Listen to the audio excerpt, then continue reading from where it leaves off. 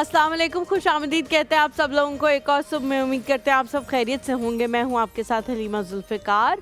आज का जो हमारा टॉपिक है बहुत ही ज़्यादा इंटरेस्टिंग है। इंटरेस्टिंग इस लिहाज से कि जब भी दो जनरेशन्स का मुकाबला किया जाता है तो हर जनरेशन के कुछ प्रोज एंड कॉन्स होते हैं। और हमारी जनरेशन का जो सबसे बड़ा मसला है वो ये है कि ये जनरेशन हर वक्त थकी हुई होती है, थकावट का शिकार होती है।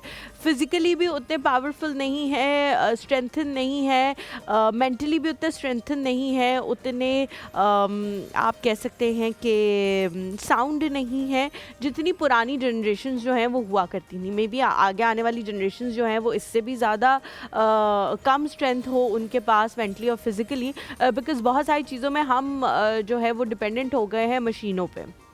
मशीनों ने जहाँ हमारी ज़िंदगी बहुत ज़्यादा आसान की है, वहाँ हमारी ज़िंदगी में ये मुश्किल भी आई है कि जितने ज़्यादा हम डिपेंडेंट होते जा रहे हैं मशीनों के ऊपर, उतनी ज़्यादा फिजिकल एक्टिविटी कम होती जा रही है और उतनी ज़्यादा हम अपनी स्ट्रेंथ लूज़ करते जा रहे हैं। अब किसी को स्ट्रेंथ बिल्डिंग करनी होती है तो वो जिम का रुख करता है, या वो एक्सरसाइजेस करता है, या वो रनिंग करता है, या वो जॉगिंग करता है। लेकिन पहले ऐसा नहीं होता था। तमाम तर घर के काम ही इतने हो जाते थे कि आपकी अच्छी खासी स्ट्रेंथ ट्रेनिंग हो जाया करती थी। घरों में ही रह के ख़वातीन घर के काम करती थी, मर्द जो हैं वो बाहर बाज़ार वगैरह इस तरह के सारे काम करते थे। बहुत ज़्यादा वज़न उठाने वाले काम जो हैं वो दोनों मिल के क्या करते थे, तो स्ट्रेंथ ट्रेनिंग एक तरह से घर में हो जाती थी। बट ऑल्सो मेंटली मुझे लगता है कि वो लोग ज़्यादा साउंड थे। आजकल स्ट्रेसेस, डिप्रेशन, एंजाइटी, ये चीज़ें बहुत आम हो चुकी हैं हमारी सोसाइटी में। उन लोगों को शायद मेरे ख़्याल से बच्चे बड़े हो गए थे तो पता लगा था कि स्ट्रेस, डिप्रेशन क्या होता है या एंजाइटी क्या होती है। आजकल छोटे छोटे बच्चे कह रहे हैं। क्या ये डिफरेंस जो है वो अवेयरनेस की वजह से आया है? हम लोग ज़्यादा अवेयर्ड हो चुके हैं, हमें ज़्यादा चीज़ों का पता लग चुका है सोशल मीडिया की वजह से, या फिर बहुत ज़्यादा आज़ादी की वजह से, आज़ादी सहाफ़त की वजह से हमें हर चीज़ का पता है कि ये चीज़ ये है, ये चीज़ ये है। अगर मुझे ये चीज़ हो रही होगी, मेरा दिल बैठ रहा होगा, किसी चीज़ की वजह से मुझे घबराहट हो रही होगी, मेरा रिज़ल्ट आने वाला होगा और मैं जो है वो एक डिफरेंट फ़ेज़ में होऊंगा कि यार कब आएगा, क्या आएगा। सब लोग बैठे हुए इंतज़ार कर रहे हैं। तो हम लोग कहते थे अल्लाह जी कब आएगा। मतलब हमें भी उस तरह की फीलिंग्स आती थी, लेकिन हमें पता नहीं था कि इसको एंजाइटी कहना है। आजकल के बच्चों को जैसे ही सुबह रिजल्ट लेने जा रहे होते हैं, वो कहते हैं, हमें छोटा सा बच्चा होगा जब 5-6 साल का, जब उसके फर्स्ट एग्ज़ाम्स होंगे, वो कहेंगे मम्मा मुझे बहुत एंजाइटी हो रही है, आज मेरा रिजल्ट है, पता नहीं क्या आएगा। बिकॉज़ वो वर्ड से, उस चीज़ से, उस फ्रेज़ से आशना हो गया है कि ये चीज़ होती है, ये चीज़ एग्जिस्ट करती है। हमें पता नहीं था कि ये चीज़ एग्जिस्ट करती है। और ऑब्वियसली हमारे पेरेंट्स का तो या हमारे नाना दादा का तो सवाल ही पैदा नहीं होता कि उनको इन चीज़ों के हवाले से जो है वो इतना इल्म हो। हाँ, कुछ एक्सेप्शंस होती हैं, लेकिन हम यहाँ पे वही बातें करते हैं जो जेनेरिक होती हैं। व्हाट डू यू थिंक जो चेंज आया है वो किस वजह से आया है, क्यों आया है? क्या सिर्फ सोशल मीडिया और जो भी गैजेट्स हमारी ज़िंदगी में आए हैं उनकी वजह से ये चेंज आया है, या वैसे ही हम लोग मशीनों पे इतने ज़्यादा डिपेंडेंट हो चुके हैं कि उसकी वजह से हमारी ज़िंदगी बिल्कुल ही शिफ्ट हो चुकी है? अच्छा, बहुत सारे लोग जो है वो कहते हैं कि उन लोगों की ज़िंदगियों में वाकई इतनी टेंशनें नहीं हुआ करती थी, इतना कंपैरिजन नहीं हुआ करता था, इतना मुकाबलेबाजी नहीं हुआ करती थी, इतने ज़्यादा अपने आप को प्रूफ नहीं करना होता था। अगर कोई औरत है और घर के काम कर रही है और उससे ठीक काम भी नहीं हुए हैं तो माफ़ कर दिया जाता था, या कहा जाता था कि इट्स ओके, मियाँ भी कुछ नहीं कहते थे, या घर वाले भी कोई एक आधी बात कर देते थे। आजकल जो है आपको हर काम में परफेक्ट नज़र आना है, बिकॉज़ अब मुकाबलेबाजी बहुत आ गई है। जो फ़ोन पे आप किसी खातून को देख रहे हैं कि उसका घर भी सही चल रहा है, उसके बच्चे भी सही चल रहे हैं, वो तैयार भी सही हुई है, वो किसी इवेंट में भी पहुंची हुई है, वो हर चीज़ को मैनेज कर रही है, तो बहुत सारे लोग मिसालें देना शुरू कर देते हैं कि यार ये इसको तो देखो, ये तो सब कुछ कर रही है, तुमसे क्यों नहीं हो रहा।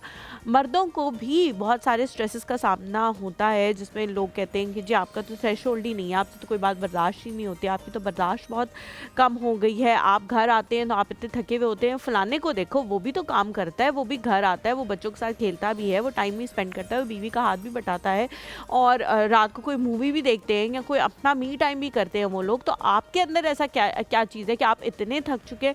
तो मुझे लगता है कि वो हर चीज़ में जो एक परफेक्ट लाइफ हम अपने गैजेट पे देखते हैं, हमें होता है कि वहाँ उनकी परफेक्ट लाइफ चल रही है तो हमारी क्यों नहीं चल रही। तो शायद मुकाबलेबाजी बहुत ज़्यादा आ गई है, इसीलिए स्ट्रेसेस, एंजाइटी और ये डिप्रेशन और ये सारी चीज़ें भी आ गई। लेकिन व्हाट डू यू थिंक, पुरानी जनरेशन और हमारी जनरेशन में जो वाज़े फ़र्क है वो किन चीज़ों की वजह से, ये आज आप लोगों ने मुझे बताना है। अभी ब्रेक के बाद ज़ैनब भी हमारे साथ होंगे, उनसे भी पूछेंगे, कहीं मत जाइएगा, एक और समय हमारे साथ में।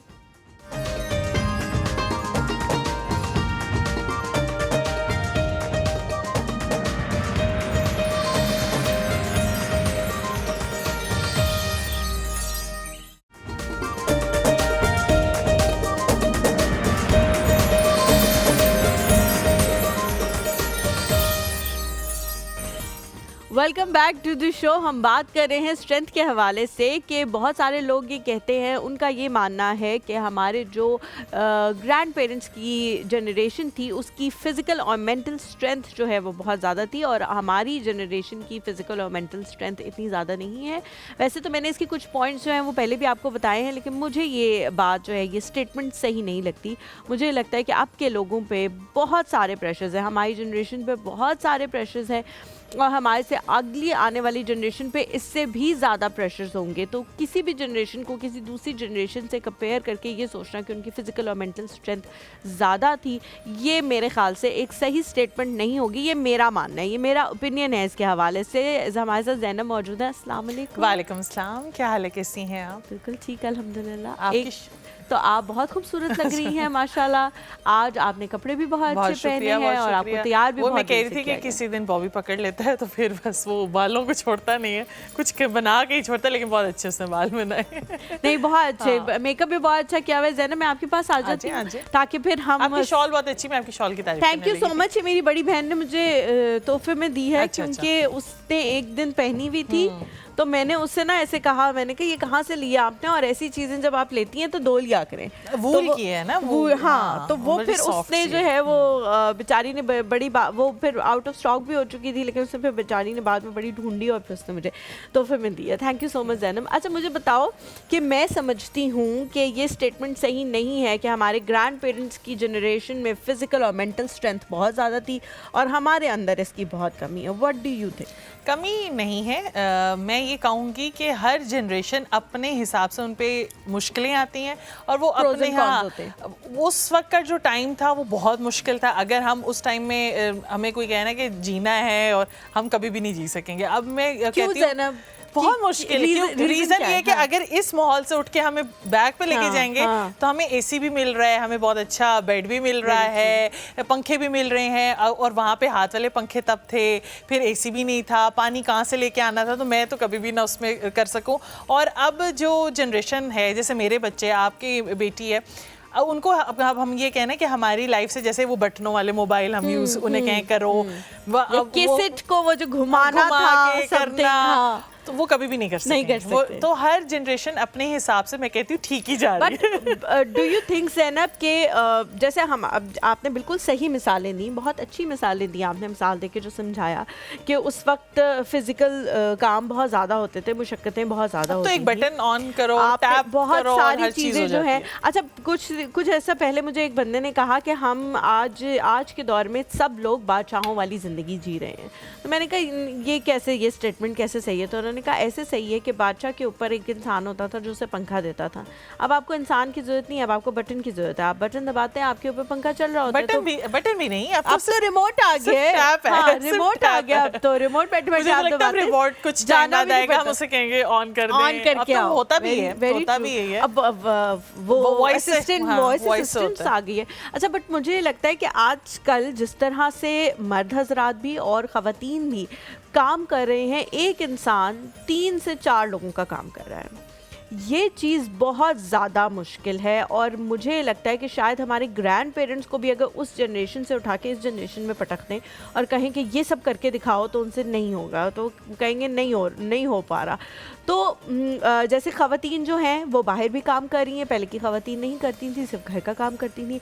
अब हम घर जाते हैं, घर के भी काम करते हैं, चीज़ों को मैनेज करते हैं। लेकिन उस वक्त के घर का काम बहुत मुश्किल था हलीमा ज़ैनब, लेकिन एक ही काम होता था ना, आपने मतलब एक ही चीज़ करनी। नहीं, मुझे देखें, एक चीज़ घर नहीं होता था उनके लिए, ये होता था जिस तरह से अभी मैंने थोड़ी देर पहले जिक्र किया कि पानी भर के लाना इतनी दूर से, फिर आपने उनके पास मवेशी होते थे उनको चारा देना, वो करना, फिर दूध निकालना, वो काम बहुत ज़्यादा मुशक्क़त वाला था। अच्छा ज़ैनब, अगर उनको ये वाली लाइफ दी जाए ना तो वो कहें हम बादशाह हैं। ना आई कॉन्ट्रडिक्ट विद इट, बिकॉज़ देखो अगर हम उन्हें कहें ख़वातीन अपने तैयार होने का ख्याल नहीं रखती थी, हाँ, अपने आप को फिट रखने का ख्याल नहीं रखती थी, अपने आप को वो कैसी दिख रही हैं, उन्होंने पार्लर जाना है नहीं जाना, किसी चीज़ का ख्याल नहीं रखती थी, और ना ही उन्हें कोई इस चीज़ पे जज करता था।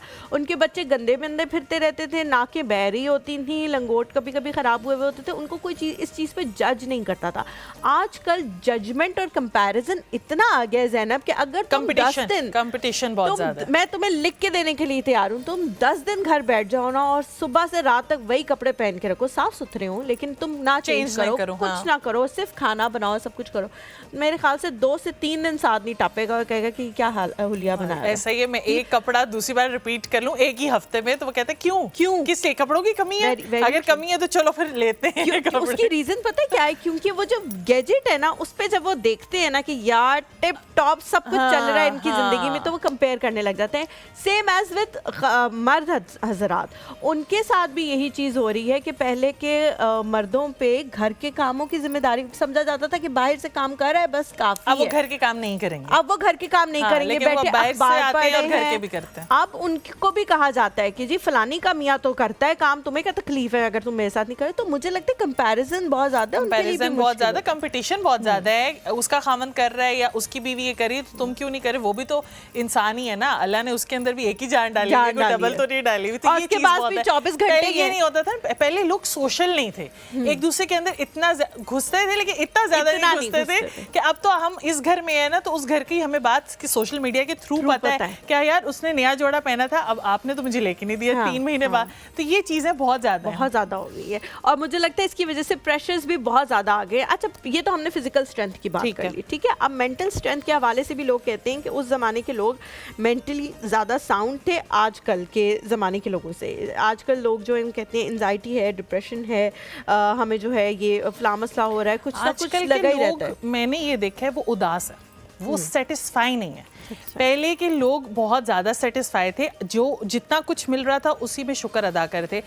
मैं पिछले दिनों ही एक इंटरव्यू देख रही थी, मुझे उनका नाम भूल गया, वो सहाफ़ी थे, तो वो ये कह रहे थे कि मैं बच्चों को पढ़ाता हूँ तो मैं उनको उनकी शक्लें देखता हूँ कि वो उदास हैं, तो मैं उनसे कहता हूँ कि यार तलत हुसैन ने कहा था हाँ कि मैं तुम लोग इतनी बड़ी बड़ी गाड़ियों में आ रहे हो, इतना कुछ है तुम लोगों के पास, लेकिन तुम्हारे चेहरे तुम लोगों के उतरे हुए हैं। तो वही बात है कि आजकल हमारे पास ना उम्मीदें बहुत ज़्यादा है। हम लोगों क्या रीज़न, इसकी रीज़न भी कंपैरिजन है कि हम जो सोशल मीडिया पे देखते हैं कि एक औरत जैसे देख रही है कि मेरे पास जो है वो एक नॉर्मल सा 2-3 हज़ार रुपए का बैग है और फलानी के शौहर ने उसको गुची गिफ्ट किया है, तो वो कहती है यार ये ट्रेंड क्यों गुची। इसका रीज़न है कि ट्रेंड बहुत स्पीड से चेंज हो रहा है। अगर मैं आज वाइट कप में कॉफ़ी पी रही हूँ, चाय पी रही हूँ और अब ट्रेंड ये आ रहा है कि कलर येलो कप में पीना है, तो मैं कहूँगी इसको छोड़ो अब अगला दो, तो उसको अगले लेने के लिए मुझे मेहनत करनी है। वो हम उतनी स्पीड में हम मेहनत ही नहीं कर रहे जितनी स्पीड में ट्रेंड चेंज हो। पहले ट्रेंड चेंज होने वाला सीन ही नहीं होता था, एक ही वो फर्शी शलवार चल रही है तो वो कितने अरसे कितने सालों तक चल रही है। वही जो डिनर सेट होता था जो अम्मी लेके आई थी, वही उन्होंने 20 साल निकाल दिए। पाकिस्तानी डिनर सेट है वो जो व्हाइट कलर है, उसके ऊपर फूल बने हैं, पिंक कलर वाले भी तो वो अभी तक हमारी अम्मियों की अलमारियों में पड़े हुए और उन्होंने चेंज करने का नहीं सोचा। और मैं कहूँगी अब ये वाला बर्तन भी लेना, ये भी लेना, ये ले, तो इसलिए हम ना उसको पाने के लिए हम कोशिश उतनी कर नहीं पा रहे और हम उदास रह रहे हैं। मे भी इतनी कोशिश हो ही नहीं सकती कि रोजाना ट्रेंड चेंज, क्योंकि देखो ट्रेंड जो है वो रोजाना चेंज हो रहा है। किसी दिन कमीज का होगा, किसी दिन शॉल का होगा, किसी दिन कप का होगा, किसी दिन अब हम वही बात है, हम सेटिस्फाई नहीं हो रहे। अगर हम सेटिस्फाई हम अपनी चीज़ों की मुद्दत कर देना कि यार बस अब यही है, अब मैं कहूँ कि आज के बाद मैंने कपड़े नहीं लेने, अब जब अगली सर्दियाँ आएंगी तो मैं कपड़े लूँगी, तो मैं इस पे सेटिस्फाई अगर अपने आप को करूँ तो मैं उदास नहीं रहूँगी, मैं खुश रहूँगी। अगर मैं कहूँगी यार अभी तो अब सीज़न चेंज होने वाला है तो मिड सीज़न के भी लेने हैं, अब समर्स के भी लेने हैं, उसके बाद हम कुछ लोग तो सर्दियों के भी लेके अभी जो सेल्स लगती हैं लेके बैठ जाएंगे अगले। लेकिन कुछ लोग अच्छा अभी ये करती है, कुछ लोग ये करते हैं हम अभी क्यों लें, हम सर्दियों के स्टार्ट में लेंगे तब तो नया ट्रेंड होगा। या ये मुझे पता नहीं, ट्रेंड का मुझे इतना इशू नहीं है, लेकिन मैं ये करती हूँ और इससे बहुत फायदा होता है। आप यकीन जाने या आप करके देखें, इससे आपको बहुत फायदा होता है। जो 10,000 रुपए का सूट आपको मिलेगा ना नेक्स्ट सीजन आने में, वो इस वक्त आपको 3,000 3,500 में मिल जाएगा। तो कोई इतना ट्रेंड से फर्क नहीं पड़ रहा। अच्छा ज़ैनब, क्या बना रही हो आज? आज हम चिकन चाउमीन बना रहे हैं। चिकन चाउमीन बना रहे हैं। चिकन चाउमीन की एक स्पेशल सॉस होती है जिसका कमाल ही होता है कि अगर आप वो सीख लें तो आप चाउमीन, मैक्रोनी, नूडल्स वो किसी बहुत में भी इजीली वो डाल बना सकते हैं। हाँ, बना सकते हैं बहुत इजी। अच्छा, और हमारे पास वो स्ट्रिंग शेप है नूडल्स या कोई नहीं, स्ट्रेट वाले। ठीक है, हम जी यहाँ पे एक ब्रेक लेते हैं छोटा सा। ब्रेक के बाद जब वापस आएंगे हमारी गेस्ट भी हमारे साथ मौजूद होंगी। कहीं मत जाएगा, एक और सब में हमारे साथ है।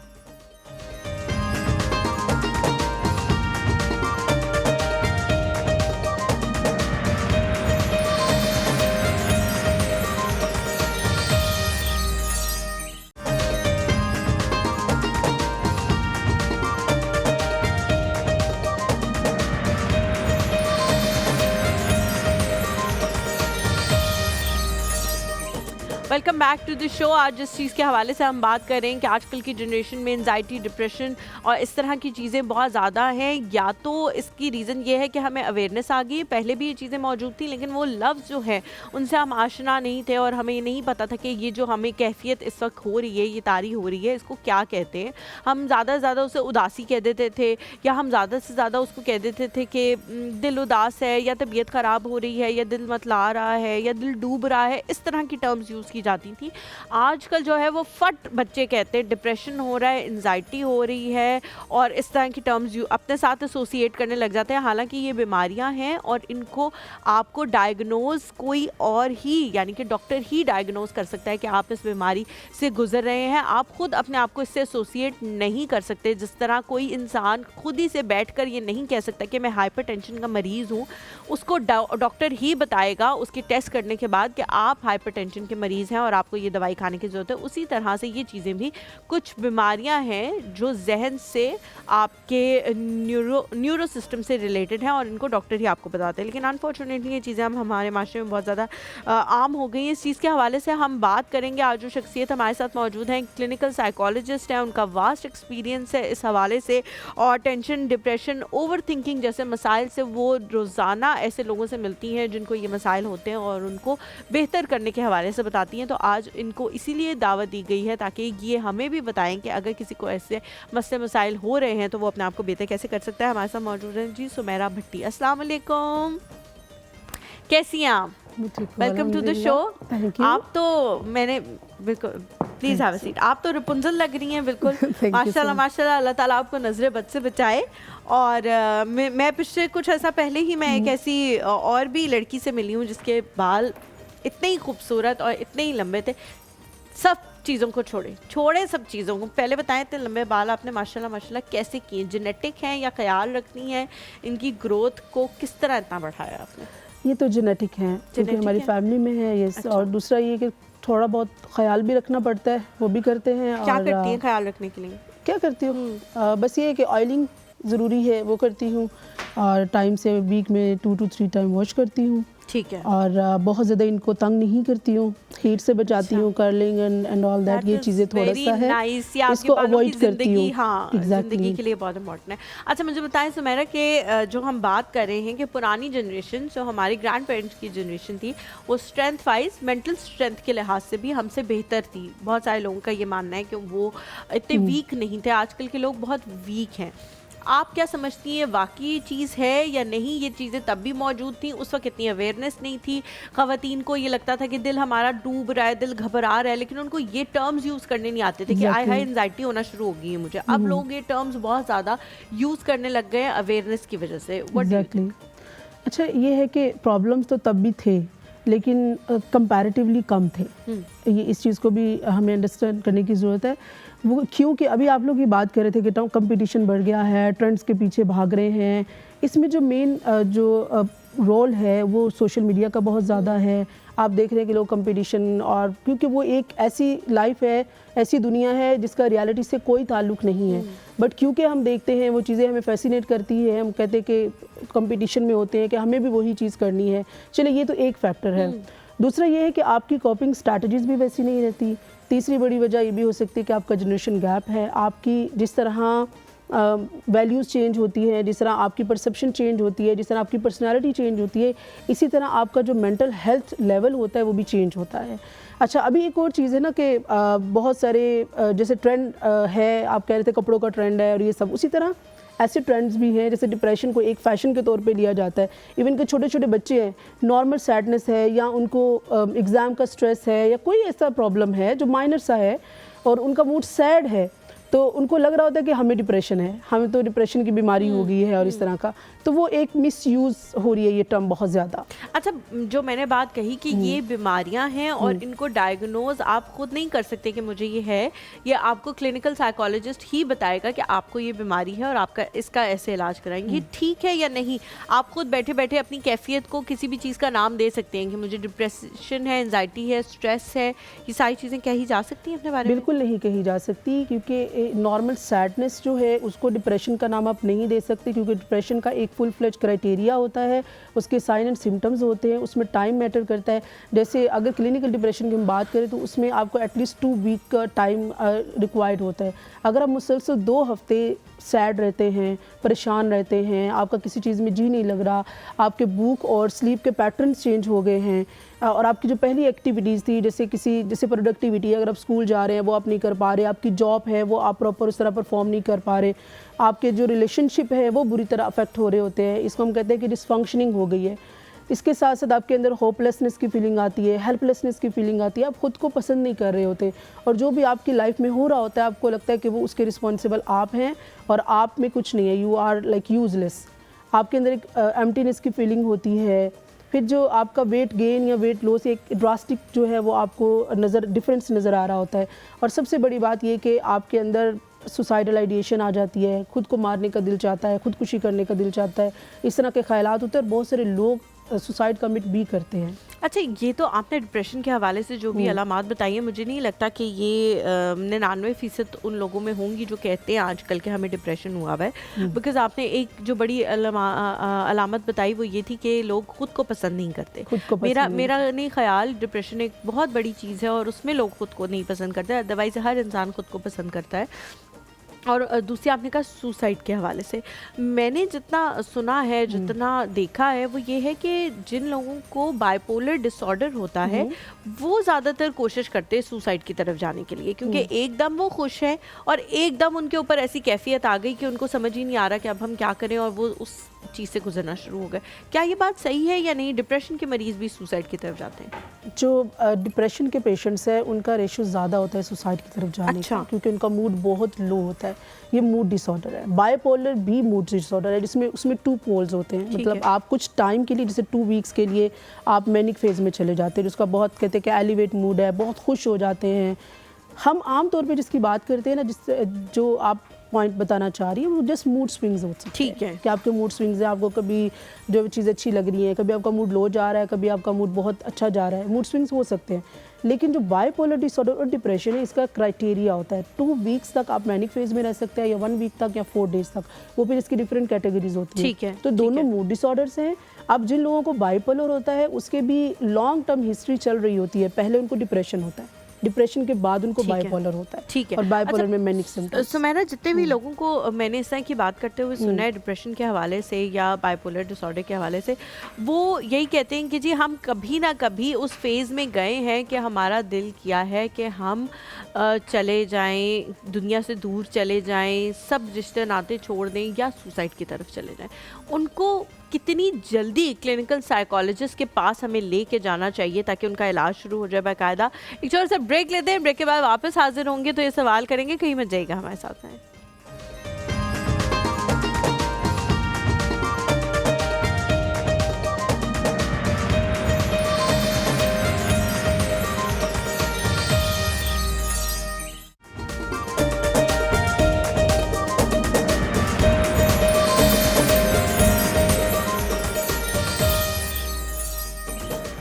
Welcome back to the show. Sumera हमारे साथ मौजूद है। अच्छा, मुझे बताएं कि जो मैं बात करी थी डिप्रेशन के हवाले से और बाइपोलर डिसऑर्डर के हवाले से, कि बहुत सारे लोग कहते हैं कि ज़िंदगी में एक दफ़ा तो कम से कम हमारा ज़रूर ये दिल किया है कि हम सब कुछ छोड़ के, अपने घर वालों को, घर को, गाड़ियों को, सब कुछ छोड़ के हम कहीं या तो साइड पे चले जाएं और कोई एक गुमनामी की ज़िंदगी गुजारना शुरू कर दें, या फिर दिल करता है कि ज़िंदगी ही ख़त्म कर दें अपनी। तो कौन सी ऐसा पॉइंट है जिसके ऊपर आपने फ़ौरन क्लिनिकल साइकोलॉजिस्ट के पास जाना है ताकि वो इस तरह के थॉट से एटलीस्ट आपको बचा सके? अच्छा, ये जो है ना, ये हाई रिस्क सिचुएशन होती है। इसमें हम कहते हैं सीवियर डिप्रेशन में, जो बहुत सीवियर किस्म का सिम्टम है, जहाँ पे हम कहेंगे एमरजेंसी आपको हेल्प चाहिए, वो यही है सुसाइडल आइडिएशन। जब आपको थॉट्स आ रहे आते हैं या आपका ख़ुद को ख़त्म करने का दिल चाह रहा होता है, दैट मीन्स कि वो पर्सन जो है वो काफ़ी टाइम से डिप्रेशन के साथ लड़ रहा है, उसके साथ ये इश्यूज़ चल रहे हैं। अभी जो है, जब अब उसको कुछ भी नज़र नहीं आ रहा, डार्कनेस नज़र आ रही है, बिल्कुल होपलेस हो चुके हैं, ज़िंदगी से उम्मीद ख़त्म हो चुकी है, तो फिर ही वो सुसाइड की तरफ जो है वो जाते हैं और सोचते हैं। उस वक्त फ़ौरन आपको हेल्प चाहिए, जो है आपको साइकोलॉजिस्ट के पास जाना है या आपको डॉक्टर के पास जाना है, ताकि वो आपकी हेल्प करे, आपको मेडिकेशन दें, आपके साथ थेरेपी करें, आपके साथ बैठें, ताकि आप मज़ीद जो है वो इस तरफ ना जाएँ। बिल्कुल ठीक हो गया। अच्छा, मुझे बताएं कि ये जो डिप्रेशन की अलामात हैं वो कौन कौन सी हो सकती हैं कि घर वाले ये समझ जाएं कि यार ये तो हमें नहीं बता रहा या ये तो हमें नहीं बता रही, लेकिन ये डिप्रेशन की तरफ जा रहा है।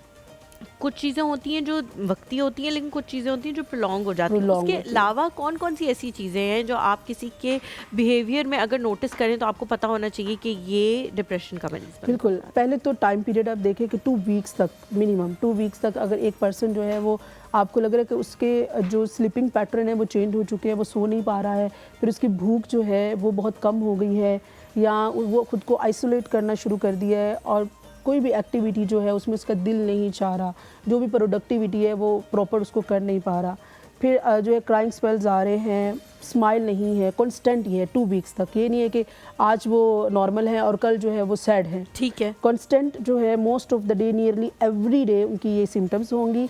भूख नहीं होगी, नींद नहीं होगी, बिल्कुल किसी काम में जी नहीं हो लगेगा, लेथार्जी होंगे, एनर्जी बिल्कुल लो होगी, काम पे नहीं जाएंगे, स्कूल नहीं जाएंगे, लोगों से बात नहीं करेंगे, और हर टाइम यही कहेंगे कि मतलब मैं ठीक नहीं हूँ या मुझ में कोई प्रॉब्लम है, गिल्ट की फीलिंग होती है। ठीक है, आप मोस्ट ऑफ द टाइम अपना टाइम जो है वो बेडरूम पे गुजारते हैं या अपने बेड पे गुजारना पसंद करते हैं। लेकिन ये चीज़ तो सुमेरा अगर देखा जाए तो आजकल बहुत सारे लोगों में जो वर्क फ्रॉम होम करते हैं वो घर पे ही अपना टाइम गुजारना चाहते हैं, बेड से बाहर निकलने का उनका दिल नहीं करता।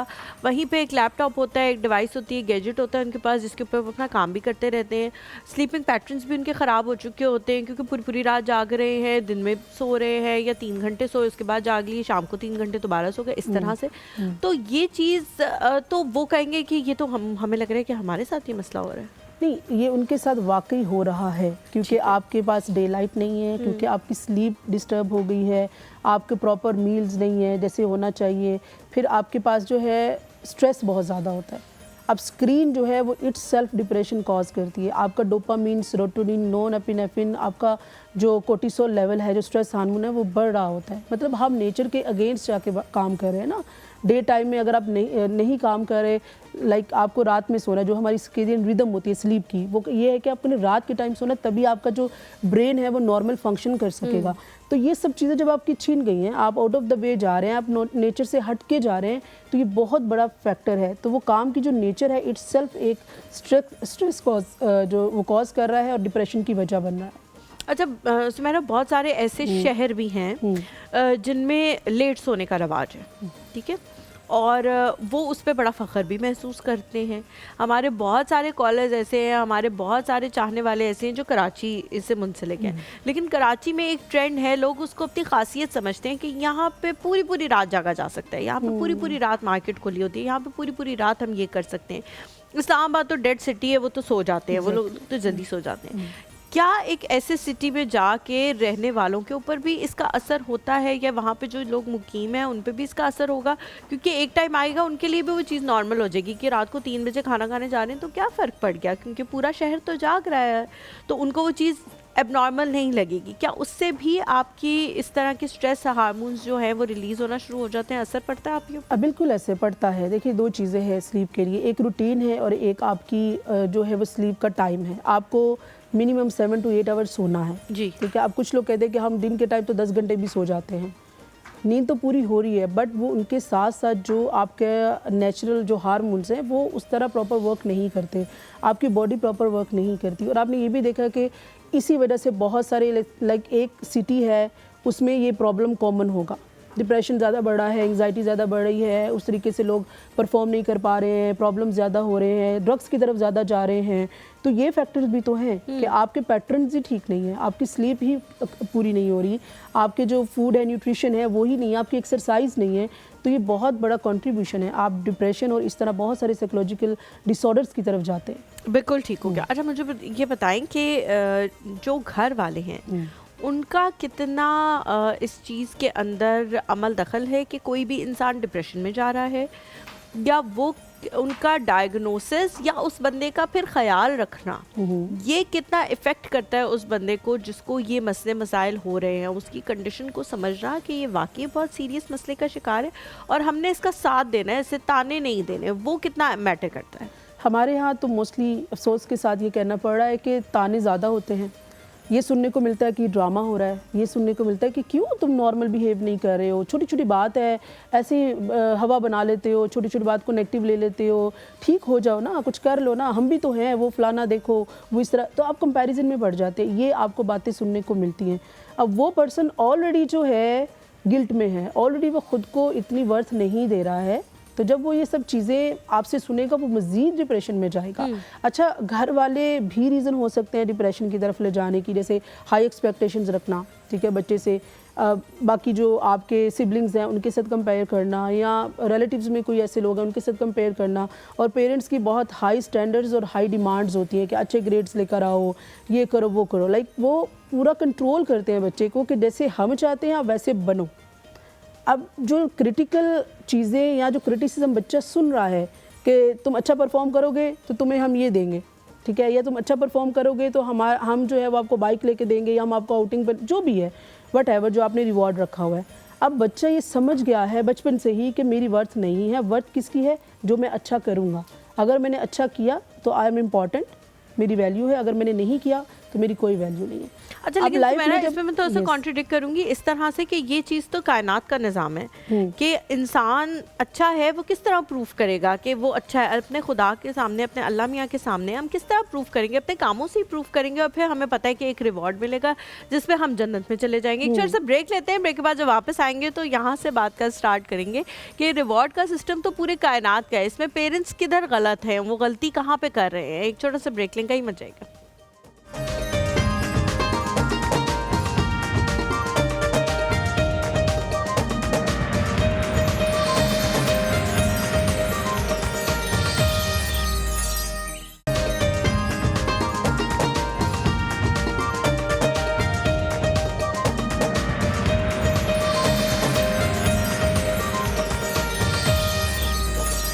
Welcome back to the show. हम सज़ा और जज़ा के हवाले से बात कर रहे थे कि कायनात का भी यही सिस्टम है, लेकिन मेरा कह रही थी कि बहुत सारे पेरेंट्स जो हैं वो जब बच्चों को ये बात कहते हैं कि जी आप अगर ये काम करेंगे, अच्छा काम करेंगे तो आपको ये रिवॉर्ड मिलेगा, तो बच्चे को लगता है कि शायद मेरी कोई अपनी वर्थ नहीं है, शायद उस अच्छे काम की वर्थ है।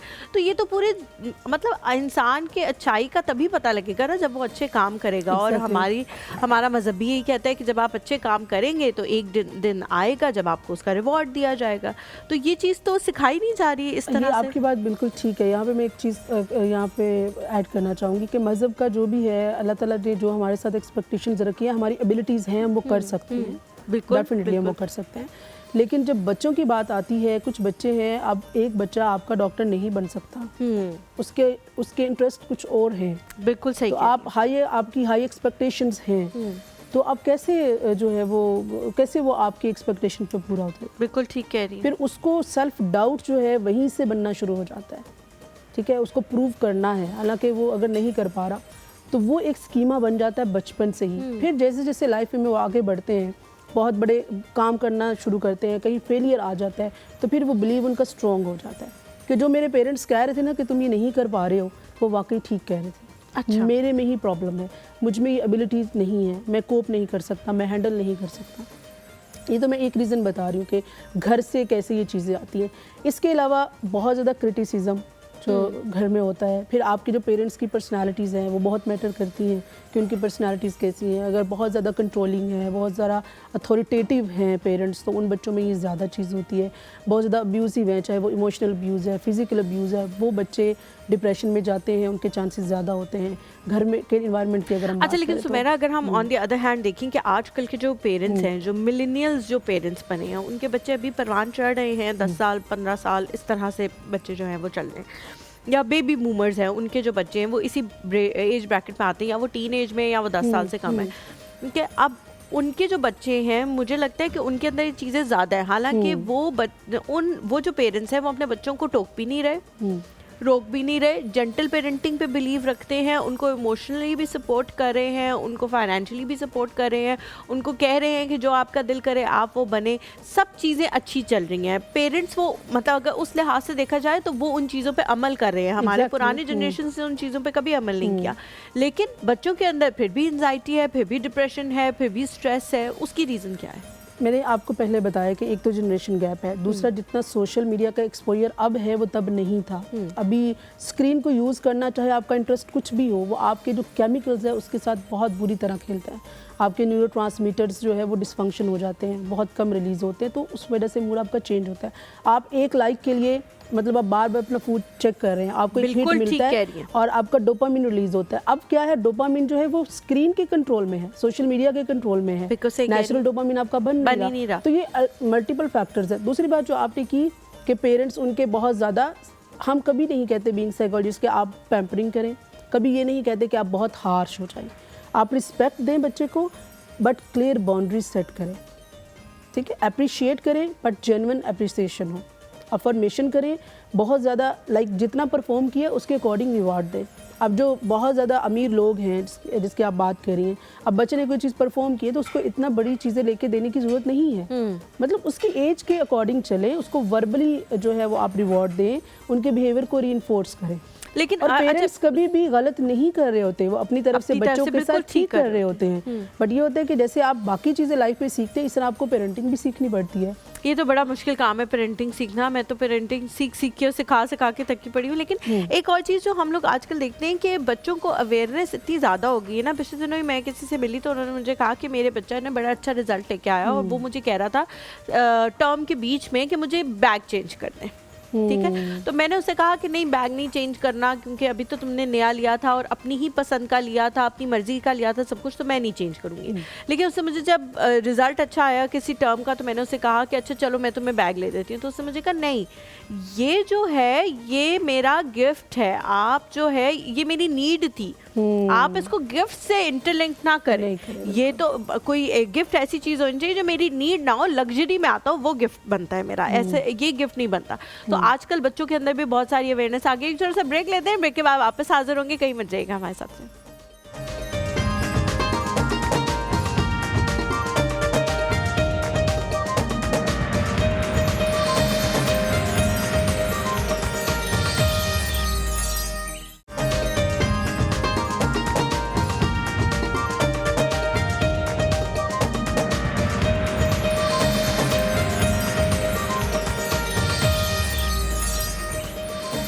Welcome back to the show. जब भी बच्चों के हवाले से कोई बात होना शुरू होती है तो मैं इतनी ज़्यादा इमोशनल हो जाती हूँ। ऐसे तो हुमायूं भी जब होते हैं वो भी यही, उनका भी यही मंत्रा है कि हम इमोशनल इतने हो जाते हैं कि फिर उसी पे सवाल निकलना शुरू हो जाते हैं।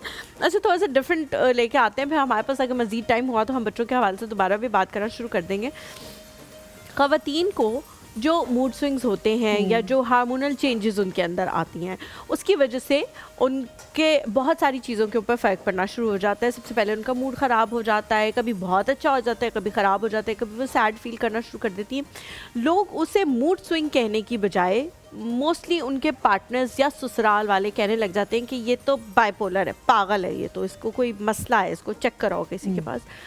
क्या उस हालत में भी क्लिनिकल साइकोलॉजिस्ट के पास जाना चाहिए कि मुझे ये चीज़ ज़्यादा हो रही है, मैं न्यू मदर हूँ तो मे बी मुझे ये चीज़ ज़्यादा होने लग गई है, या मेरे हार्मोन्स जो हैं वो भी एडजस्टमेंट के फेज़ में है तो मुझे ये चीज़ ज़्यादा होने लग गई है, क्योंकि उससे मेरे घर का माहौल ख़राब हो रहा है और लोग मुझे एक बीमार इंसान से जो मेंटली या कोई उसको इशू है उसके साथ एफिलिएट करने लग गए हैं। ठीक है, अच्छा, ये कॉमन चीज़ है। अभी अगर आप कंपैरिजन की बात करें ना कि मेल और फीमेल का, तो फीमेल को डिप्रेशन ज़्यादा होता है। जी। ठीक है। अब ये इसके पीछे रीज़न यही है कि उनके हार्मोन इम्बैलेंस हैं, पोस्टमार्टम डिप्रेशन हो सकता है, जैसे बेबी की डिलीवरी है उसके बाद डिप्रेशन हो सकता है, फिर प्री मेंस्ट्रुअल सिंड्रोम है उसकी वजह से आपको ये सिम्टम्स आते हैं। इसके अलावा मेनोपॉज, ये चीज़ें भी बहुत बड़ा फैक्टर है फीमेल की जो लाइफ में डिप्रेशन कॉज करने के लिए। अभी यहाँ आपने बात की कि मे बी वो मूड स्विंग्स हों, सम टाइम वो मूड स्विंग्स नहीं होते। इन लोगों को वाकई में डिप्रेशन होता है। ठीक है। पोस्टमार्टम डिप्रेशन होता है, या जो प्रेगनेंसी के दौरान डिप्रेशन होता है वो होता है। अब बहुत सारे लोग हैं वो ये नहीं कहते कि इनको डिप्रेशन है, वो कहते हैं ये पागल है, मतलब ये ठीक नहीं है, ये मेंटली स्टेबल नहीं है। डिप्रेशन को तो अपने लॉस की अगर आप बात करें, फैमिलीज़ की बात करें, तो वो कहते नहीं है डिप्रेशन है। अगर आप किसी को कह रहे हो कि इसको डिप्रेशन है, दैट मीन्स आप उसको अंडरस्टैंड कर रहे हो, उसके प्रॉब्लम को समझ रहे हो। डिप्रेशन कोई नहीं कहता, कहते ये ठीक नहीं है, पता नहीं ये पागल है, ये इसको जो है इलाज क्या, इसको पागल खाने भेज दो, ये सब चीज़ें, ये सब सुनने को मिलता है आपको। बट वो जेन्युइनली इस प्रॉब्लम में हैं। आपको अंडरस्टैंड करना है कि जब ये वाली पीरियड्स होते हैं, इनमें ये प्रॉब्लम हो सकता है। आपने क्या करना है, बीइंग केयर गिवर्स या फैमिली मेम्बर्स या स्पाउस, आप उनकी चीज़ों को अंडरस्टैंड करें, उनको मोटिवेट करें, उनको बताएं कि हम अंडरस्टैंड कर रहे हैं, हम आपके साथ हैं, हम आपकी हेल्प करेंगे, हमें बताएं कि आपके साथ क्या प्रॉब्लम है। बस इतना करना है। जो चीज़ें नहीं करनी वो यही है कि उनको मत कहें कि आप उठ जाओ, आप संभल जाओ, या आप कोई प्रॉब्लम नहीं है, वो डिप्रेशन को मज़ीद बढ़ाते हैं। पोस्टमार्टम डिप्रेशन का अरसा कितने मुद्दत तक हो सकता है? बिकॉज बहुत सारे लोग ये समझते हैं कि 40 डेज के बाद आपने बिल्कुल ठीक हो जाना है, फिजिकली मेंटली कोई मसला ही नहीं आपको होना चाहिए। और अगर आप ये कहते हैं कि मुझे कोई मसला है, मर्दों से पहले, मर्द तो बहुत बाद में आते हैं बेचारे कि वो आपको कुछ कहें या वो आपको ताना दें या वो आपको टॉन्ट करें। औरतें ही कहने लग जाती हैं, औरतें औरतों की दुश्मन बनी हुई होती हैं कि जी हमने तो किया था, हम तो बिल्कुल 40 दिन बाद ठीक थे, तुम्हें आपने किया था, आपकी जीन्स डिफरेंट है, आपकी फैमिली डिफरेंट है, आपका मेटाबॉलिज्म डिफरेंट है। अब डिप्रेशन जो है वो फैमिलीज़ में भी तो हो सकता है, फिर आपकी कोपिंग स्ट्रैटेजी मैटर करती है, फिर वो कॉम्प्लिकेशंस जो हुए हैं प्रेगनेंसी के दौरान, आपको क्या हुए थे, हो सकता है नहीं हो। और आप बिल्कुल ठीक कह रही है, मैंने ये कहते हुए सुना है, मैंने मेरे टाइम पे तो मैंने ये किया, जो है पता नहीं ये डिप्रेशन क्या होता है, हालांकि वो भी गुजर रही होती है। ये हमारा सिर्फ एक तरह से वो चीज़ हमने सीख ली है, ये हैबिचुअल हो गया हम इस तरह कहने के, कि हम अपने आप को वैलिडेट करते हैं दूसरों की को बात करके या उनको क्रिटिसाइज़ करके, हमें अपनी वैलिडेशन या हम खुद को सेटिस्फाई करते हैं। हालांकि ऐसा नहीं है, हो सकता है उस टाइम पे उन्होंने भी फेस किया, उन्होंने भी सफ़र किया हो, लेकिन क्योंकि वो गुजर गए हैं और अल्लाह ताला ने फीमेल को बनाया ऐसे कि चाहे ट्रॉमा हो, बहुत सारी चीज़ें हैं वो भूल जाती है, बिल्कुल वो एडजस्ट कर जाती है ना, हाँ। तो वो अपना टाइम भूल गई होंगी। लेकिन क्योंकि दूसरी औरत है या वो रिलेशन ऐसा होता है, वो वहाँ तो एक्सेप्ट करना ही नहीं कि येस इस बंदी को प्रॉब्लम हो सकता है, ये पेन में हो सकती है। ठीक है, तो उस चीज़ को अंडरस्टैंड करना है आपने। अब यहाँ रिस्पॉन्सिबिलिटी एक तो आपकी खुद की भी है, आप खुद का खुद ख्याल रखें, एक्सपेक्टेशंस छोड़ दें। अब तो अवेयरनेस है, अभी इस तरह के प्रोग्राम्स हम करते हैं और बहुत सारे लोगों को अब पता है कि डिप्रेशन हो जाता है इन चीज़ों की वजह से। अब आपने 40 डेज़ की बात की, तो 40 डेज़ तक तो ये चीज़ें रहती हैं, आपका बीपी शूट कर सकता है, इसके अलावा आपको इस तरह के इश्यूज़, डिप्रेशन बहुत सीवियर होता है, crying spell and all that, ये सब चीज़ें आपको देखने को मिलती हैं। उसके बाद भी ये प्रोलॉन्ग हो जाती है। क्यों प्रोलॉन्ग होती है? क्योंकि वो जो 40 डेज़ का पीरियड था, जब आपका मूड सैड था, वहाँ उसको ब्रेक नहीं मिल रही, मज़ीद बातें की जा रही हैं, मज़ीद उस बंदे को जो है वो पुश किया जा रहा है, उसको बताया जा रहा है, वो मज़ीद जो है वो डिप्रेशन में जाता जा रहा है। तो ये भी एक चीज़ है, एक विशियस साइकिल ब्रेक नहीं हो रहा, वो लॉन्ग टर्म जाता है, लॉन्ग टर्म जाने के बाद सम टाइम वो साइकोसिस में भी चेंज हो जाता है। ठीक है, सुमैरा मुझे बताएं कि बहुत सारे लोग कहते हैं कि डिप्रेशन की जो वजह है वो हमारी नेचर से दूरी या मज़हब से दूरी, या हम स्पिरिचुअली जो है वो इतने अल्लाह मियाँ के साथ कनेक्टेड नहीं हैं, इस वजह से हमें डिप्रेशन हो रहा है। बहुत सारे लोगों को जब आप कहते हैं कि जी इस बंदे को डिप्रेशन है, तो वो आगे से फट जवाब देते हैं, नमाज पढ़ना शुरू कर दें, डिप्रेशन खत्म हो जाएगा। बिल्कुल। क्या वाकई ही ये वजह है या नहीं? एक ऐसा इंसान जो अल्लाह मियाँ के साथ बहुत कनेक्टेड हो, अल्लाह मियाँ की इबादत भी करता हो, 5 वक्त की नमाज भी पढ़ता हो, उसको भी डिप्रेशन हो सकता है, क्योंकि ये एक बीमारी है, ये किसी को भी हो सकती है। जिस तरह ब्लड प्रेशर, टीबी, कोई भी दमा, ये किसी को भी हो सकती है, उसी तरह ये भी बीमारी किसी को। एग्जैक्टली मैंने एक छोटा सा वीडियो डिप्रेशन पे बना के सोशल मीडिया पे डाला, तो उसमें एग्जैक्टली यही किसी ने कमेंट किया हुआ कि 5 वक्त की नमाज़ पढ़ना शुरू कर दे, डिप्रेशन ठीक हो जाएगा। ठीक है, तो ऐसा नहीं है कि जो नमाज़ पढ़ने वाले लोग हैं या तहज्जुद गुजार लोग हैं उनको डिप्रेशन नहीं हो सकता। इट्स अ डिजीज़, जो ब्रेन डिजीज़ है, आपकी नफ्सियाती बीमारी, उनको हो सकता है। और होता क्या है कि जब डिप्रेशन है तो उनका नमाज़ पढ़ने का दिल ही नहीं चाहता, ठीक है। तो ये क्या है, ये उसके मूड, जो आपका मूड लो हो गया है, उसमें फिर हर एक्टिविटी जो आप पहले कर रहे थे परफॉर्म आप नहीं कर पाते। हाँ, इसको आप ये कह सकते हैं कि जिस तरह बाकी डिजीज़ में हम कहते हैं कि आप दुआ करें, आप नमाज की तरफ जाएं, आप जा सकते हैं। वो एक चीज़ दुआ जैसे बाकी बीमारियों के लिए होती है, वो डिप्रेशन के लिए भी होती है, ये एक बीमारी है। लेकिन यहाँ मैं बहुत क्लियरली बता दूं कि प्लीज़ उस बंदे को फोर्स मत करें कि वो नमाज़ पढ़े या वो ये करे वो करे। डिप्रेशन है तो नमाज़ पढ़ने से ठीक हो जाएगा, ज़रूरी नहीं है। हाँ, मल्टीपल फैक्टर्स होते हैं, हर पर्सन का डिप्रेशन का रीज़न डिफरेंट होता है, आप इसको जनरलाइज नहीं कर सकते। अगर फीमेल की बात करें तो उस पर भी डिफरेंट रीज़न हो सकते हैं, जैसे मे बी इन लॉज के साथ उसके कॉन्फ्लिक्ट्स हों या उसकी अपनी कुछ थॉट्स चल रही हैं। कोग्निटिव लेवल पे ये बहुत बड़ा रीज़न होता है कि आपकी थॉट्स ऐसी हैं, या आप इस माहौल में बड़े हुए हो जहाँ नेगेटिविटी बहुत ज़्यादा है, जहाँ सेल्फ क्रिटिसिज्म बहुत ज़्यादा है, आपकी लो सेल्फ इस्टीम है, तो तब आपको हो सकता है। सम टाइम आपकी जीन्स में है, तब आपको हो सकता है। सम टाइम आपके जो इन्वायरमेंटल फैक्टर्स हैं वो ऐसे होते हैं कि आप डिप्रेशन में चले जाते हो, ट्रॉमा है, अब्यूज़ हैं, ये चीज़ें आपको कॉज कर देती है। तो डिफरेंट रीजंस होती हैं। आप नहीं कह सकते कि सिर्फ दीन से दूरी है तो डिप्रेशन है, ठीक है। आप नहीं कह सकते कि नमाज़ पढ़ लोगे तो डिप्रेशन दूर है, एक रीज़न नहीं हो सकता। ठीक हो गया। अच्छा, अगर बहुत सारे जो फैक्टर्स हैं वो मिल के, क्या ऐसा होता है कि किसी इंसान को नफसियाती बीमारियों में से एक से ज़्यादा हो, मतलब at the same time depression भी हो, बाइपोलर डिसऑर्डर भी हो, एंजाइटी भी हो, और उन तमाम तर चीज़ों को क्लिनिकल साइकोलॉजिस्ट को ठीक करना पड़े या उनकी काउंसलिंग करनी पड़े, या नहीं, एक वक्त में ये एक ही बीमारी इंसान को? अच्छा, एक तो ये कि जहाँ आपको समझ में नहीं आ रहा, आप खुद ही लड़ रहे हैं कि मुझे डिप्रेशन है या मुझे एंजाइटी है या मुझे बाइपोलर है, मुझे समझ में नहीं आ रहा, तो आपको प्रोफेशनल्स के पास जाना है, वो आपका हेल्प आउट करेंगे कि आपको कौन सा डिसऑर्डर है। अब दूसरी बात जो आपने की कि दोनों बीमारियाँ तीन, यस हो सकती है, इसको हम कहते हैं कोमॉर्बिडिटी।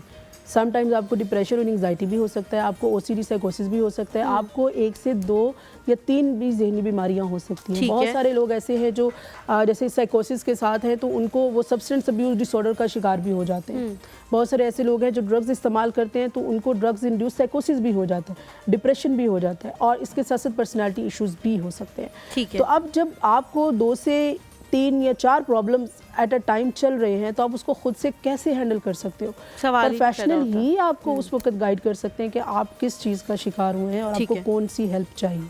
अच्छा सुमेरा, ऑफिसेस के भी बहुत सारे मसाइल होते हैं आजकल, तो ख़वातीन भी उन मसाइल को समझना शुरू हो गई हैं, बिकॉज़ वो भी ऑफिसेस जाती हैं और उन्हें भी पता होता है कि हायरार्की में क्या क्या मसले मसाइल होते हैं। पहले तो ये चीज़ मुमकिन नहीं थी, ख़वातीन की एक बहुत ही कम परसेंटेज थी जो घर से बाहर निकलती थी, उनको वो सब चीज़ें समझ में नहीं आती थी, वो डिफ़िकल्टीज, लेकिन आजकल समझना आसान है। ऑफिसेस के जितने भी इश्यूज़ होते हैं वो जैसे ही इंसान घर जाके थोड़ा सा फील कराता है अगले बंदे को कि यार मैं बहुत टेंशन से आया हूँ, तो अगला बंदा फ़ौरन कहने लग जाता है हाँ तो एक आप ही को टेंशन है, हमें टेंशन नहीं है, हमें भी 1000 टेंशन है, हम भी ऑफिस से आते हैं, हम तो आके ऐसे मूड नहीं झाड़ना शुरू कर देते जैसे आप मूड झाड़ना शुरू कर देते। तो ये जो ऑफिस वाली टेंशनें हैं या ऑफिस की जो स्ट्रेसेस हैं उनको एक नॉर्मल इंसान अपनी नॉर्मल रूटीन में कैसे मैनेज कर सकता है? हाँ बिल्कुल, बहुत अच्छा क्वेश्चन आपने किया है। अच्छा, इसमें ये है कि एक तो आपका वर्कलोड कैसा है, मतलब आप ज़्यादा काम तो नहीं है आपकी एबिलिटी से ज़्यादा, क्योंकि ये होता है, this is the main factor. आप काम कम करने के काबिल हो लेकिन आपको बहुत ज़्यादा काम दे दिया जाता है, और उसमें सबसे ज़्यादा चीज़ जो होती है वो आपकी स्लीप डिस्टर्ब हो रही होती है। ठीक है, ठीक है। अगर आपकी स्लीप डिस्टर्ब हो रही है, आपका नॉर्मल जो है आपकी एक्सरसाइज नहीं है, क्योंकि आप खुद को टाइम नहीं दे पा रहे ना, आपकी सेल्फ केयर कंप्रोमाइज़ हो रही है। वहाँ का इन्वायरमेंट मैटर करता है, आपका वर्कलोड, क्योंकि आपका स्ट्रेस जो लेवल बढ़ा है, आप ऑलरेडी स्ट्रेस्ड है। जब आप घर जाते हैं तो वह आप उनको दिखाते हैं कि भाई हम तो बड़ा काम करके आए हैं और हम स्ट्रेस मिले हैं, यू शुड अंडरस्टैंड, तो भाई वो भी आपका वेट कर रहे हैं कब से।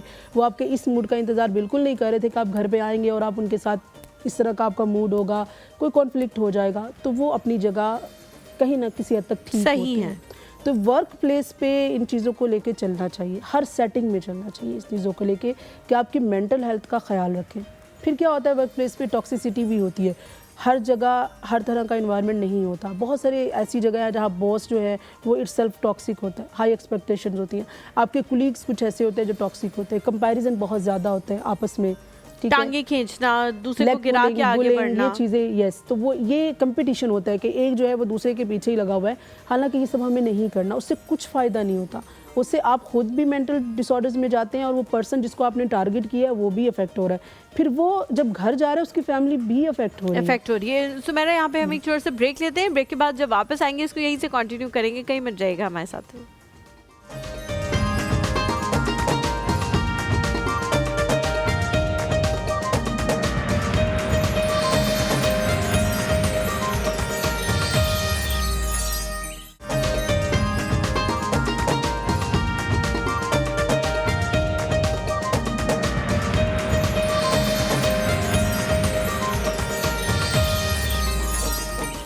Welcome back to the show. हम लोग वर्क लाइफ बैलेंस के हवाले से बात कर रहे हैं और सुमेरा ने बड़ी अच्छी बात की कि आपको अपने लिए वक्त निकालना चाहिए, लेकिन अब ज़िंदगी इतनी मसरूफ़ हो गई है कि आपको लिटरली किसी भी चीज़ के लिए वक्त नहीं मिलता जब आप घर चले जाते हैं। तो बहुत सारे कहते हैं कि हमें जो है वो ऑफिस में वक्त नहीं मिलता, लेकिन मुझे लगता है कि घर जाके भी बहुत सारे लोगों को वक्त नहीं मिलता, बिकॉज एक के बाद एक काम आपने करना होता है और यही करते करते रात हो जाती है और फिर आप अगले दिन का इंतज़ार करने लग जाते हैं। सो मेरा वर्क लाइफ बैलेंस में बहुत सारे लोग कहते हैं जी 24 घंटे भी हमें कम पड़ते हैं, हमारे पास इतना काम है करने को, घर को भी मैनेज करना है, बच्चों को भी मैनेज करना है, हस्बैंड को भी करना है, ऑफिस को भी करना है, और सब चीज़ों में आपने परफेक्ट होके चलना है, तभी आप हर जगह पे जो है वो पूरे पड़ सकते हैं। तो फिर ऐसे लोगों को क्या करना चाहिए? देखिए, पहले तो अपना बिलीफ सिस्टम ठीक करें, ठीक है, और परवाह लोगों की थोड़ी कम करें कि आप अपने जो स्टैंडर्ड्स आपने बनाए हुए हैं कि मुझे परफेक्शनिज्म या परफेक्ट होना है, हर चीज़ परफेक्ट होनी चाहिए, ऐसा पॉसिबल नहीं है। आप ह्यूमन बीइंग है, किसने कहा कि 24 आवर्स काम करना है? नहीं करना है।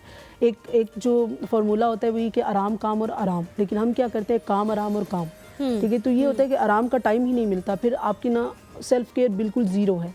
तो इसको अगर आप मेंटली हेल्दी रहना चाहते हैं, नॉर्मल रहना चाहते हैं, तो आपको ये करना है कि वर्क लोड को कम करना है। जितना आप काम कर सकते हैं, जितना आप मैनेज कर सकते हैं, उतना आप मैनेज करें।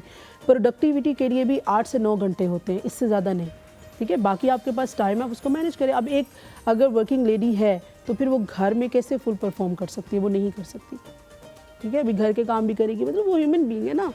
तो जब आप बहुत ज़्यादा काम करेंगे, आपकी थकावट होगी, आपका स्ट्रेस होगा, और क्रोनिक जो स्ट्रेस होता है वो डिप्रेशन कॉज करता है बहुत ज़्यादा। अगर 6 महीने 7 महीने आप स्ट्रेस को मैनेज नहीं कर पा रहे, आपको काम को लेकर स्ट्रेस है, घर को लेकर स्ट्रेस है, आप खुद को रिलैक्स नहीं कर पा रहे, तो डेफिनेटली आपको डिप्रेशन होता है, तो केमिकल लेवल पे होता है। तो फिर किस तरह से अपने लिए वक्त किस तरह से निकालें? मैंने आपको अभी बताया कि 8 घंटे आप काम करें, 8 घंटे आपने सोना है, बाकी की जो चीज़ें हैं वो आप फैमिली को दें, फैमिली के साथ टाइम हो, और आपके एक्सरसाइज हो, और आपका खाना पीना यही हो। इससे आपकी लाइफ बहुत नॉर्मल हो जाती है। 8-9 घंटे से ज़्यादा आप काम मत करें, और 8 घंटे लाजमी आपने सोना है, चले मिनिमम 7 आवर्स, ये बहुत ज़रूरी है। जब आपकी स्लीप डिस्टर्ब होती है, नींद पूरी नहीं होती, स्लोली आप मेंटल डिसऑर्डर्स की तरफ जाते हैं, और आपकी परफॉर्मेंस भी कम होती जाती है, क्योंकि आपकी एबिलिटीज़ जो हैं वो उस तरह से आप परफॉर्म ही नहीं कर पा रहे होते।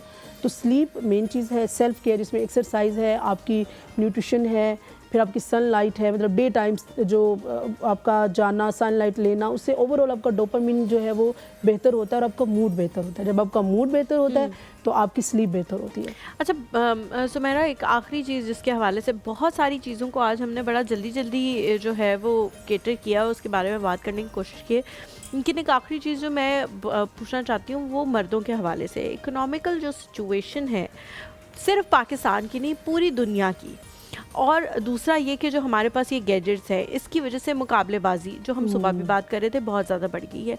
बच्चे भी वालिदैन से वो डिमांड्स कर रहे हैं जो फुलफिल वो शायद नहीं कर पाते।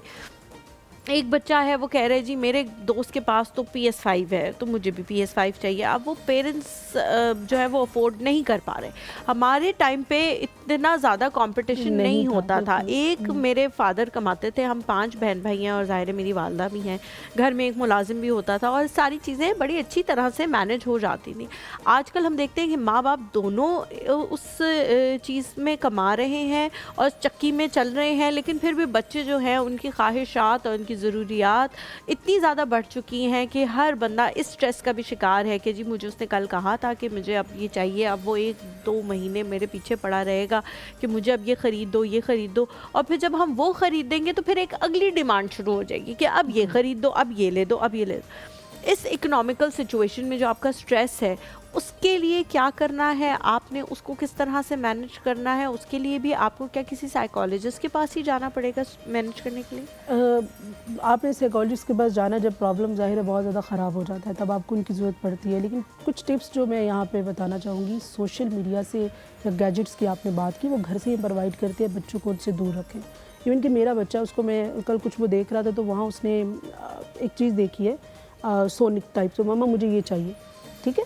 तो वहाँ से भी चीज़ें बच्चे पिक करते हैं। फिर इनकी गेम्स में डिफरेंट लोग कनेक्टेड होते हैं, फिर स्कूल में वो चीज़ें जो है, फिर बच्चों का खुद का भी दिल चाह रहा था, वो डिमांड करते हैं, वो पेरेंट्स से कहते हैं। आप पेरेंट्स जो हैं उनकी इतनी सैलरी नहीं है, तो वो एक प्रेशर तो है, स्ट्रेस तो है, तो डेफिनेटली वो फिर डिप्रेशन में तो जाएंगे।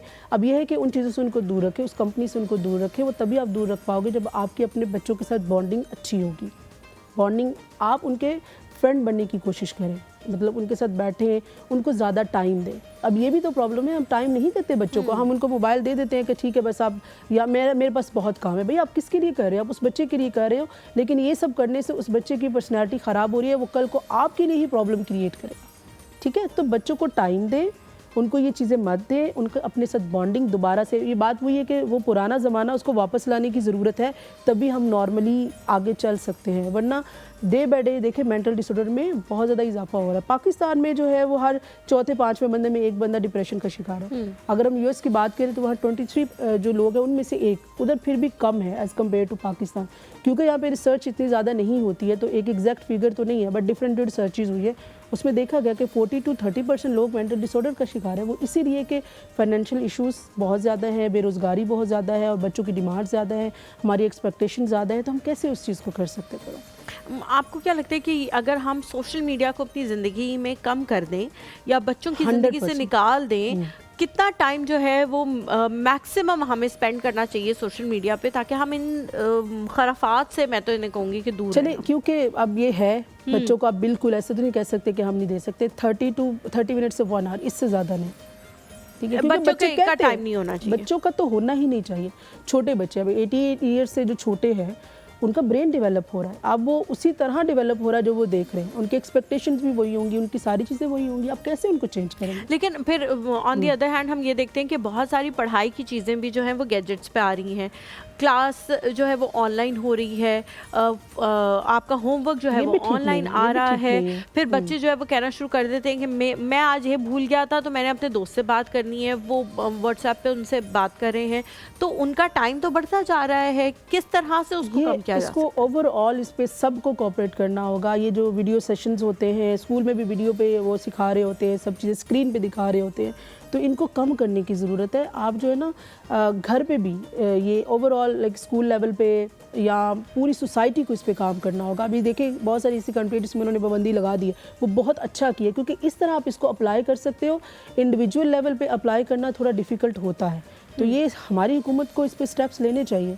कुछ लॉज अगर बन जाएंगे तो पूरी जनरेशन को हम सेव कर सकते हैं। ठीक है, हम एक छोटा सा ब्रेक लेते हैं। ब्रेक के बाद जब वापस आएंगे तो ज़ैनब के पास चलेंगे, वो किचन में हमारा इंतज़ार करेंगे, कहीं मत जाएगा हमारे साथ से।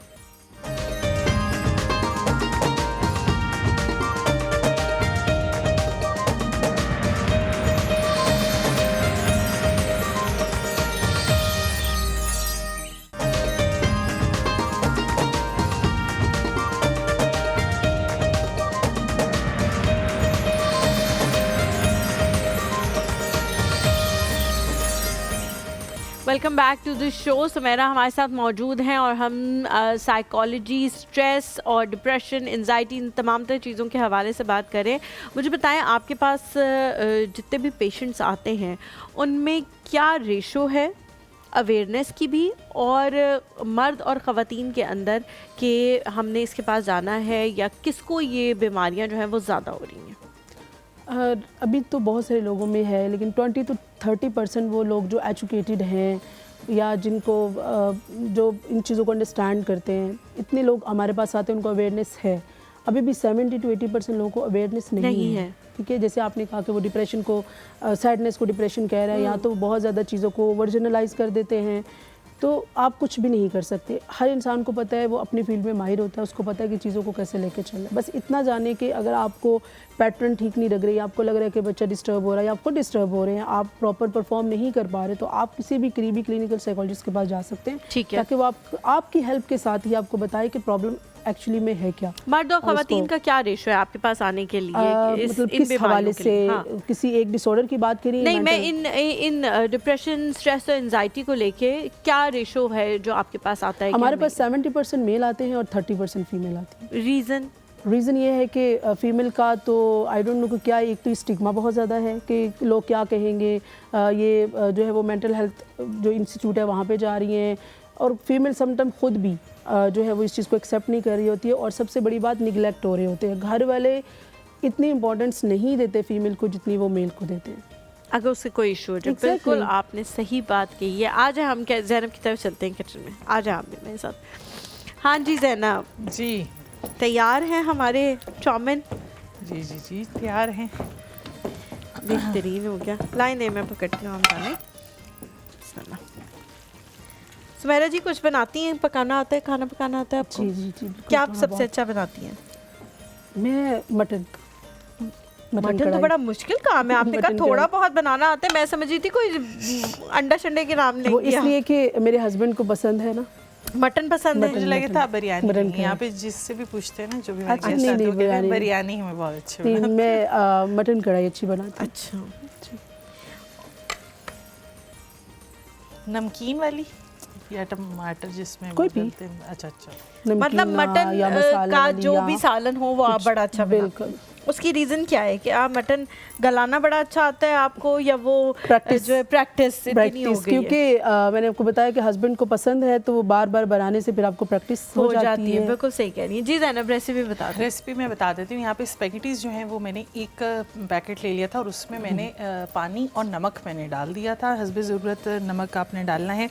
और जो सॉस बनेगी चिकन को मैरिनेट करने के लिए, उसमें सोया सॉस 1 खाने के चम्मच, सिरका आधा खाने के चम्मच, सफ़ेद मिर्च पाउडर 1 चाय का चम्मच, चिकन बोनलेस 300 ग्राम जो है आप इसके अंदर डाल सकते हैं, बेकिंग सोडा आधा चाय का चम्मच, और इसको आपने अलग से पका लेना है। और जो सॉस की मैं बात कर रही थी, उसमें आपने चिली सॉस 3 खाने के चम्मच, चिली गार्लिक सॉस 1 खाने के चम्मच, वॉस्टरशायर सॉस 2 खाने के चम्मच, तिल का तेल जो है 1 खाने के चम्मच, चीनी 1 खाने के चम्मच, और जो सब्जियां हैं वो अपनी पसंद से आप यूज़ कर सकते हैं। मैंने यहाँ पे गाजर, शिमला मिर्च और बंद गोभी यूज़ की है, लहसुन के जवे 10 अदद और प्याज 1 अदद आपने यूज़ करना है। पहले आपने स्पेगेटीज़ को बॉईल कर लेना है। तेज़ उबलते हुए पानी में आपने स्पेगेटीज़ डालनी है, और उसमें आपने नमक, ऑयल भी आप डाल सकते हैं ताकि जो स्पेगेटीज़ हैं वो चिपके नहीं।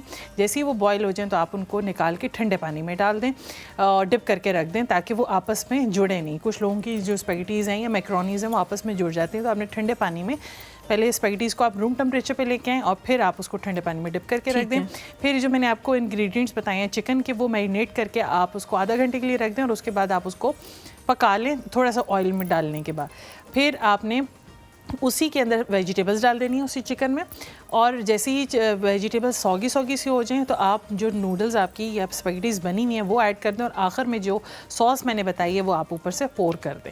अच्छा, इसमें ये है कि आप प्याज और लहसुन भी उसको थोड़ा सा सौते करके डाल सकते हैं बीच में जब वेजिटेबल्स ऐड करें तब, तो इस तरह से स्पेगेटीज़ रेडी हो जाएगी। ठीक है। यही सॉस आप मैक्रोनीज़ बनाते हुए, मैं यही पूछ रही थी, मैक्रोनीज़ बनाते हुए भी यही सेम सॉस आप यूज़ करें तो बहुत मज़े की आपकी मैक्रोनीज़ भी बनेंगी। लेकिन ज़ैनब आपने जो चीज़ें इसके अंदर डाली हैं उसके अंदर तिल का तेल भी आपने बोला, वो अच्छा, जो ज़्यादातर चाइनीज़ खाने होते हैं उसमें तिल का तेल इस्तेमाल होता है। उसका टेस्ट बहुत डिफरेंट आता है, और उन सारे इंग्रेडिएंट्स को नॉर्मल करने के लिए चीनी भी ऐड होती है, ज़्यादा नहीं यूज़ होती, 1 खाने का चम्मच डाला जाता है। हाँ, उसको बैलेंस करने के लिए, क्योंकि फिर बहुत ज़्यादा सॉल्ट हो जाता है, तो उसको मेंटेन करने के लिए फिर चीनी ऐड करते हैं। ठीक हो गया। अच्छा ज़ैनब, इसके अंदर आपने जो है वो बहुत मतलब सिलेक्टेड वेजिटेबल्स डाली हैं।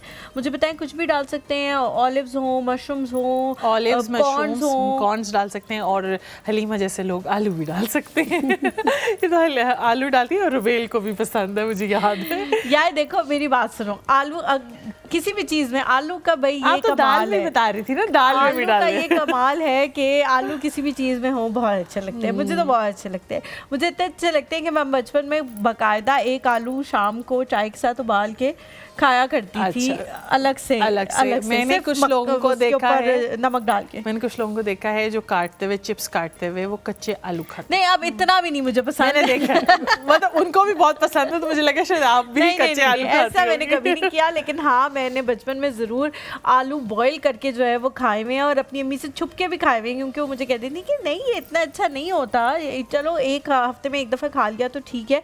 लेकिन खदीजा को भी खिलाती हैं उबला आलू? नहीं खिलाई, उसके अंदर मक्खन डाल के। लेकिन मैं जो है वो उसको हर खाने में से आलू गाजरें ये निकाल के बॉईल करके आप दें, अच्छा? मक्खन डाल के और उसको और क्रीम थोड़ा सा मिक्स ठीक है। एक तो माशाल्लाह गुटलू सी बना के हो जाएगी और उसको बहुत पसंद है। चलो ठीक हो गया, बेहतरीन हो गया। Thank you so much Zainab, बहुत शुक्रिया सुमेरा, बहुत अच्छा लगा आपसे बात करके। अल्लाह करे कि इन तमाम तर चीज़ों की आगाही हमारे अंदर आए, और अगर किसी को खुदा न खास्ता ये मसला हो जाए हमारी फैमिली में, तो हमारा उसके साथ सिंपैथी और एम्पैथी वाला बिहेवियर हो कि इसको ये मसला हो गया है तो हम इसको बेहतर करने की कोशिश करें। अपने घर में मौजूद बच्चों का, वालिदैन का बहुत ज़्यादा ख्याल रखें, हमें अपनी दुआ में याद रखें। अल्लाह हाफ़िज़।